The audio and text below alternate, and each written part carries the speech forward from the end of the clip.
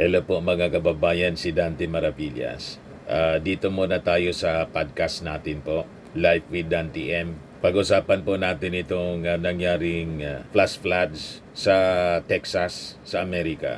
Matindi pala po yung nangyari. So, kailangan siguro tayo dito sa Pilipinas, lalo nating pagandaan po ang pagpasok ng tag-ulan. Tag-ulan na po kasi sana ilayo tayo mga kababayan sa ganitong ori ng disaster. Alam naman po natin dito sa Pilipinas, sunod-sunod yung mga bagyo. At kung hindi naman po bagyo, yung matitinding pag-ulan, talagang iba na mga kababayan ang kalagayan ng ating panahon. Maging sa Amerika, in other parts of the world, kahit nga po sa mga bansa in the Middle East na dati hindi man binabaha na rin po. And ngayon, yung Texas po, grabe yung nangyari po.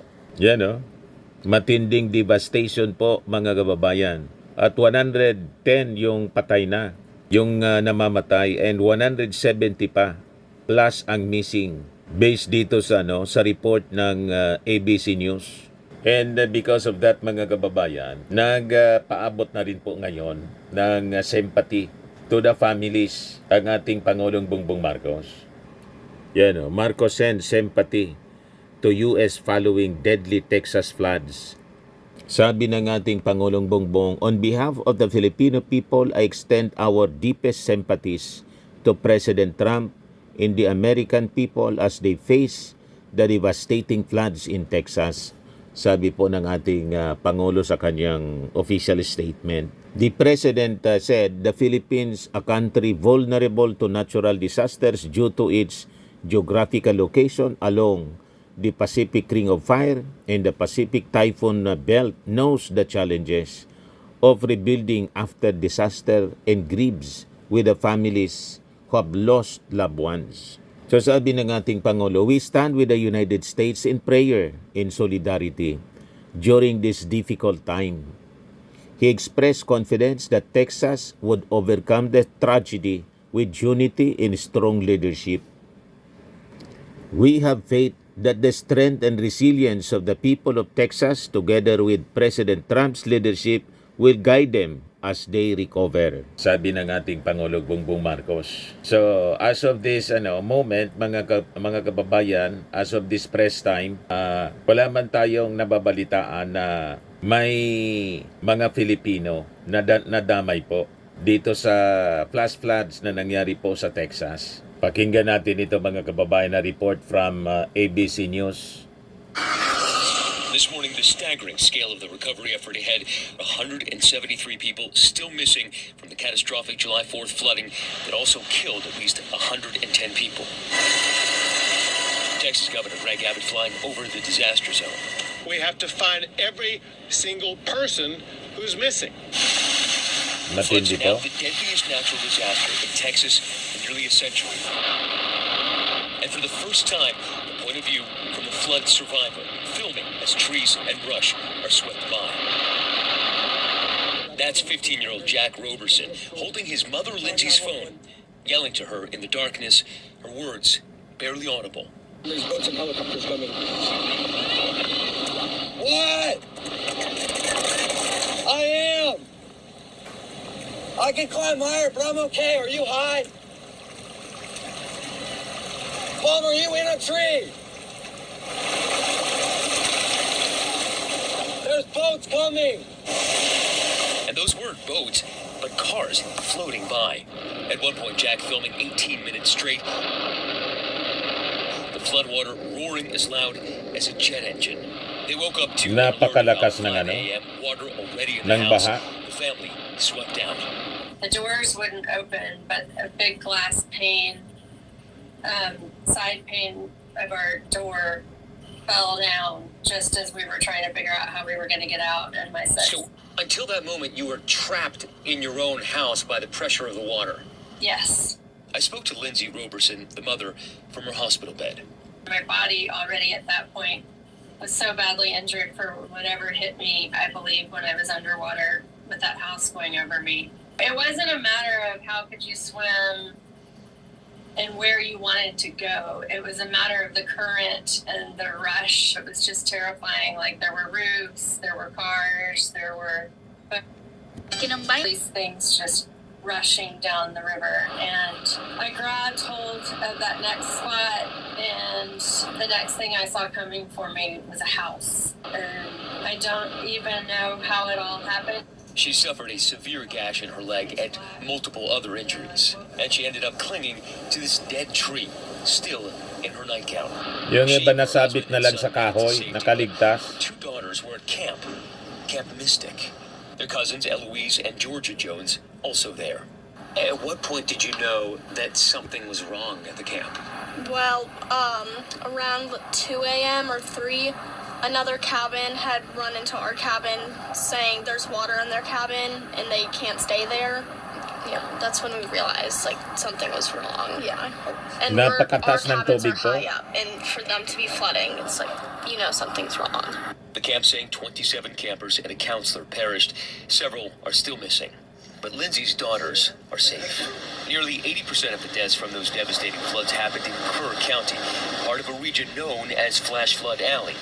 This FEMA map illustrating how Camp Mystic is built right in the heart of that high flood zone. And this morning, frustration over the county's warning systems soaring. I'm pissed off that this amount of death has happened this quick, this fast. We need to get the system.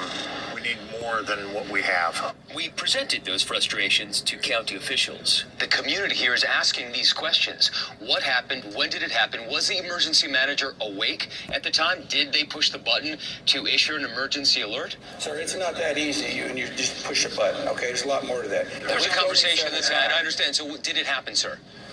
I can't tell you this time. That is, we learn about the lives taken too soon. 8-year-old Lindy McCowan, remembered as a shining light who filled our lives with indescribable joy. Mary Grace Baker, a fellow 8-year-old camper who had recently celebrated her first communion. Her school calling her a bright light who loved to dance, she loved art, and she was in Little League. And 62-year-old Tanya Berwick, who worked at the local Walmart for a decade since its opening, her work family remembering how her dedication, warmth, and spirit touched so many of us over the years. Now, with 8-year-old campers dying, there's been a lot of scrutiny on Camp Mystic, but public records show that state inspectors approved the camp's emergency plans on July 2nd. There's something else that we dug into. Public records here in Kerr County show that the Kerr County Commission discussed the issue of a flood warning system 20 times since 2016, but installed nothing new. George. That's something. O ito yung drone footage mga kababayan ng flooding doon sa Texas. Yan o. Grabe talaga po. Yan. Hindi na kinaya sa tindi ng bagsak ng ulan mga kababayan. Hindi na kinaya ng ilog yung volume ng tubig. O tingnan ninyo, napakalalaking mga bahay ang nilamon ng baha mga kababayan sa Texas. Ganun katindi. That is a very horrifying scene mga kababayan. O yan na siya. Grabe talaga po. Yan na siya.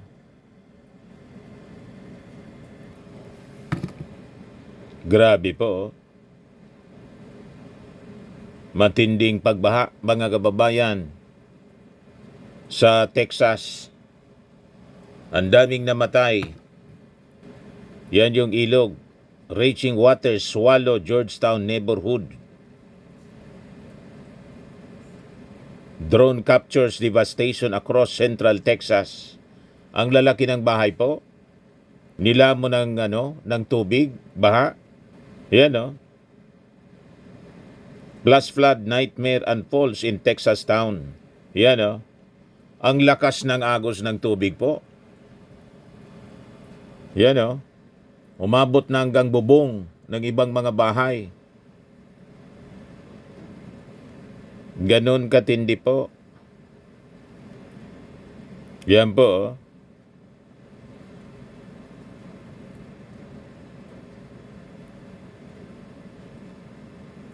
Yan.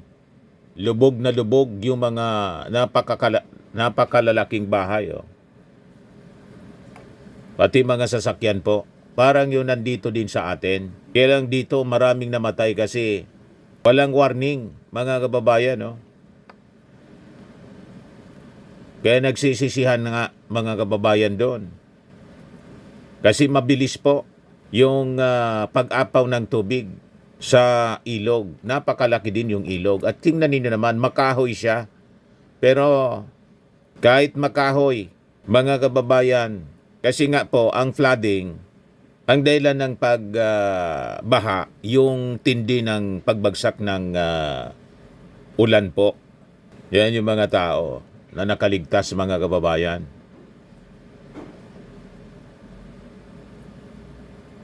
Kaya yung mga nagsasabi na dapat magtanim tayo ng maraming kahoy, hindi man po, kahit magtanim ka ng maraming kahoy, nagbabaha pa rin. Although yung kahoy, maganda na may kahoy sa ating paligid. Kasi at least, kung may kahoy po, hindi agad-agad bumabagsak ang tubig ulan sa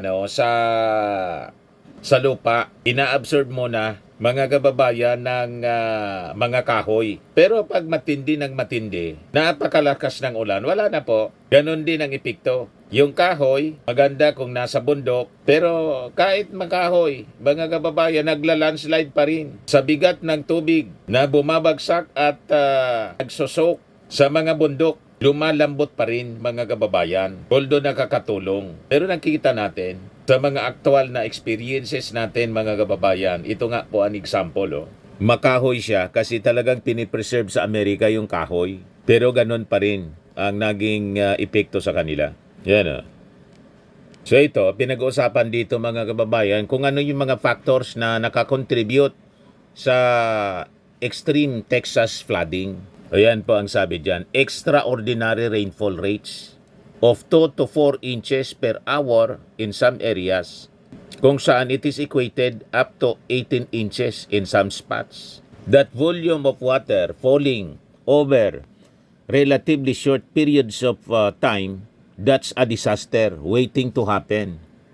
Sabi po ni Marshall Shepard, Director of the Atmospheric Sciences Program at the University of Georgia and former President of the American Meteorological Society, sa interview ng ABC News. So matinding pag-uulan. In a very short period of time, yung bagsak po ng ulan talagang matindi. Kaya dito sa Pilipinas, kailangan ito yung paghandaan natin. Yung ating Pangulong Bongbong Marcos po, yung mga beneficiaries ng TUPAD, inutusan na through DSWD, TUPAD, na magtulong-tulong sa paglilinis ng mga imbornal. Ito po yung report ng PTB4. Maibsan ang mabilis at matinding pagbaha ngayong tag-ulan. Sa katunayan, ipinag-utos na po ng Presidente na linisin ang mga drainage system at maghanda sa oras ng sakuna.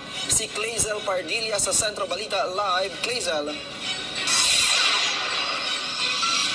Ryan, inatasan ni Pangulong Ferdinand R. Marcos Jr. ang mga ahensya ng gobyerno na paigtingin ang mga hakbang para maibsan ang mabilis at matinding pagbaha ngayong tag-ulan.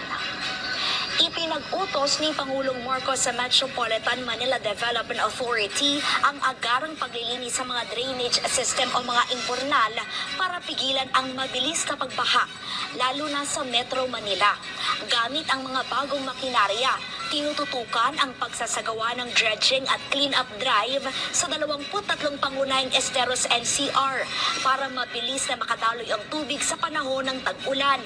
Pinatutulong din ang Department of Labor and Employment sa pamamagitan ng TUPAD beneficiaries para sa pag-aalis ng basura sa lansangan na bumabara sa mga kanal at nagdudulot ng baha. Mahigpit din ang pakikipag-ugnayan sa mga lokal na pamahalaan. Kailangan po yung local disaster offices ay maging handa bilang first responders sa mga ganitong klaseng mga pagkakataon. At pinag-utos na rin po ng DILG na palakasin po ang disaster preparedness measures ng bawat lokal na pamahalaan. Ipinag-utos din ang pagbuhay sa mga Emergency Operations Center, pagiging handa sa paglikas, pagsasagawa ng mga drill at exercise at pagtupad sa no-build zone. Ibig sabihin, bawal magtayo ng establishmento sa mga lugar na mapanganib sa pagguho ng lupa at delikado sa daluyong. Samantala, pag-aaralan ni Pangulong Marcos ang hiling ni DILG Secretary John Vic Remulla na bigyan ng kapangyarihan ang DILG na magsuspende ng klase sa panahon ng baha, bagyo at mga sakuna. Ayon kay Remulla, mainam na magkaroon ng centralized authority ang ahensya para sa tama at napapanahong koordinasyon sa mga LGU. Sa harap ito ng mga reklamo na nakapasok na ang mga estudyante bago pang magkansela ng klase. Kung ito naman po ay makakabuti, sa mas nakakarami, pag-aaralan po ito at magbibigay ng maaaring tugon ang Pangulo patungkol yan. Sa ngayon, ang mga lokal na pamahalaan ang may kapangyarihan na magsuspende ng klase, kaya panawagan ng Malacanang. Kung maaari po makapagbigay agad ang mga heads ng LGUs ng mabilisang order o kanilang panukala kung dapat isuspende ang klase, dapat po talaga na mas mabilis para hindi pa po nakakalabas ang mga bata at mga magulang, hindi na po naiipit kung nagkaroon man ng baha o traffic. Ryan, kahit suspendido pa ang klase, pinatitiyak ng palasyo na hindi dapat maantala ang pag-aaral lalo na ng mga estudyante. Kaya naman dapat ay magsagawa pa rin ng mga online class. Yan ang muna ang pinakahuling balita. Balik dyan sa studio.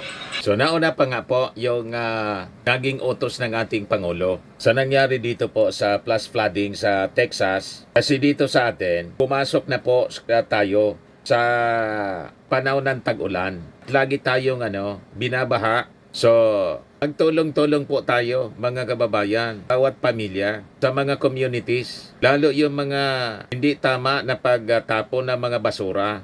Kasi, yung mga imbornal, pag yan ay naklag, magiging mas mabilis ang pag-apaw ng tubig.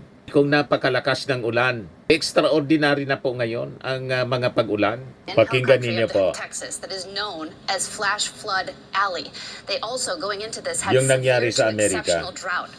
Now, obviously, we've had a ton of water, so that's going to play a part in the flood watch that is still up until 7 p.m. It includes the same areas that were hit, but also San Antonio and Austin. Overall, this is for 2 to 4 inches, locally up to 10 inches, guys. So this is a big deal the next 24 to 36 hours. A very big deal. And Ginger, how did this even happen? So much rain falling in such a short time. Right. Well, part of the problem is what we call an MCV, mesoscale convective vortex. It's a really slow-moving system, and it's stuck. There's not a lot of steering winds to get it out of there. And then there are 3 sources of moisture from the Pacific, from the Gulf, and actually from remnants of Barry. That was a storm that hit Mexico more than a week ago.